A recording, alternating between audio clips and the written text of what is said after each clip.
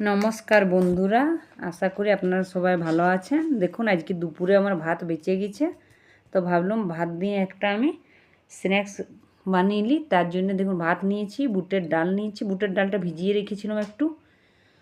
তার সাথে মটর লাগছে, কাঁচা লঙ্কা, গোটা জিরে, ধনে পাতা, আদা, চাল গুঁড়োনো আর নুন। প্রথমে আমি এর মধ্যে ভাতটা দিয়ে দেব। ভাতটা দেওয়ার পরে এর মধ্যে আমি যে বুটের ডালটা ভেজানো আছে সেটা এর মধ্যে দিয়ে দিব, এটা 3-4 চামচের মতন। তারপরে মটরটা এর মধ্যে দিয়ে দেব, মটরটা সব দিয়ে দেব। আর কাঁচা লঙ্কাটা আপনারা যে যেরকম ঝাল খান সেরকম দেবেন। তারপরে আমি দিয়েছি একটু গোটা জিরেটা দেওয়ার পরে নুন স্বাদ অনুসারে নুনটা দেবেন। তারপরে ভালো করে বেটে নেব। দেখুন বেটে নিয়েছি আমি। এরপরে একটা প্লেটে মিক্সি জারটা থেকে বের করে নেব। এটা বাটার সময় বুটের ডালটা বা মটরটা যদি হালকা গোটা গোটা থাকে তো কোনো ক্ষতি নেই, ভালোই লাগে হালকা গোটা গোটা রাখলে। দেখুন বের করে নিয়েছি পুরোটাই। এরপরে এর মধ্যে যে চালগুলোটা রেখেছি আমি, সেই চালগুলোটা এর মধ্যে 3 থেকে 4 চামচের মতন দিয়ে দিব, যাতে বাইন্ডিংটা ভালো হয়। আপনাদের কাছে যদি চালগুলো না থাকে বেসন বা ময়দাও দিতে পারেন। তারপরে একটু আদা বাটা দিয়ে দিয়েছি, একটু ধনা পাতা কুচি দিয়ে দিয়েছি। তারপরে একটু দিয়ে দিয়েছি গরম মশলা গুঁড়ো।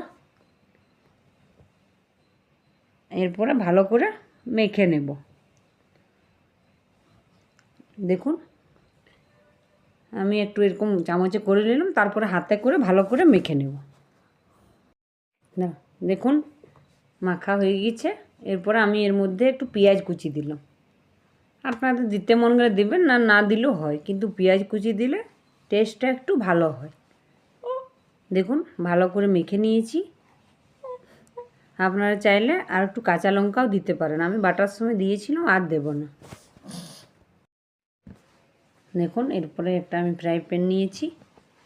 ফ্রাই প্যানে একটু সাদা তেল দেব। আপনারা চাইলে সরষের তেলও দিতে পারেন, কিন্তু সাদা তেলটা দিলে বেশি ভালো হয়। দেখুন তেলটা গরম হয়ে গেছে। এরপরে আমি যে ব্যাটারটা মেখে রেখেছিলাম সেটা আমি দেখুন বড়ার মতন করে এরকম দিয়ে দিলাম। এর থেকে বেশি পাতলা করবেন না, না তো ভালো লাগবে না খেতে অতটা।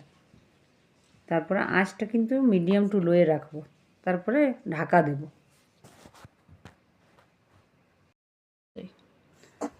দেখুন এবারে ঢাকাটা খুলে নেব। এরপরে আমি এটাকে উল্টে নেব। দেখুন একদিকটা মোটামুটি ভাজা হয়ে গেছে, আর একটু ভাজা হবে। তারপরে আরেক দিকটা এরকম করে আমি ভেজে নেব। আবার কিছুক্ষণ ঢাকা দেব। দেখুন ঢাকাটা দিয়ে দিয়েছি।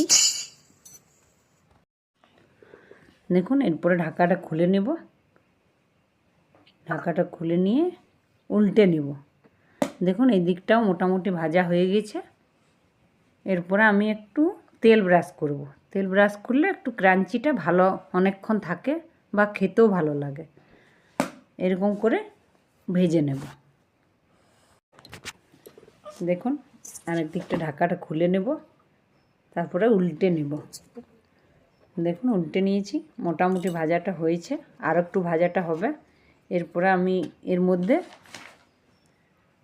একটু তেল ব্রাশ করব। তেল ব্রাশ করলে ক্রাঞ্চি অনেকক্ষণ থেকে যায়, ক্রাঞ্চিটা আর খেতেও ভালো লাগে। দেখুন তেল ব্রাশ করে আরেকবার এরকম করে উল্টে নেব। উল্টে নেওয়ার পরে ওই দিকটাও এরকম করে ভেজে নেব। দেখুন ভাজাটা হয়ে গেছে। এটা গরম চায়ের সাথে বা ধনেপাতা চাটনি বা টমেটোর সস দিয়ে খুব ভালো লাগে। যদি আমার ভিডিওটা আপনাদের ভালো লাগে একটা লাইক করবেন, সাবস্ক্রাইব করবেন। আমার ভিডিওটা দেখার জন্য আপনাদেরকে অনেক অনেক ধন্যবাদ।